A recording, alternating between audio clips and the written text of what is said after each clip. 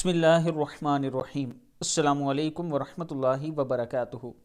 ہر غم سے اسے نجات عطا فرماتے ہیں اللہ تعالیٰ، اور اسے ایسی جگہ سے روزی عطا فرماتے ہیں جہاں سے اس کو گمان بھی نہیں ہوتا۔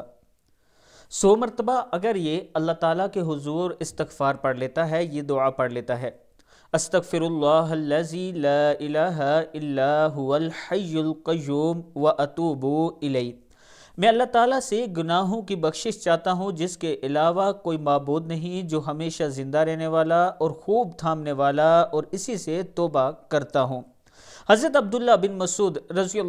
عبداللہ بن عباس رضی اللہ تعالیٰ عنہ فرماتے ہیں کہ رسول اللہ صلی اللہ علیہ وآلہ وسلم نے ارشاد فرمایا: جو شخص پابندی سے استغفار کرتا رہتا ہے، اللہ تعالیٰ اس کے لیے ہر تنگی سے راستہ بنا دیتے ہیں، ہر غم سے اسے نجات عطا فرماتے ہیں، اور اسے ایسی جگہ سے روزی عطا فرماتے ہیں جہاں سے اس کو گمان بھی نہیں ہوتا۔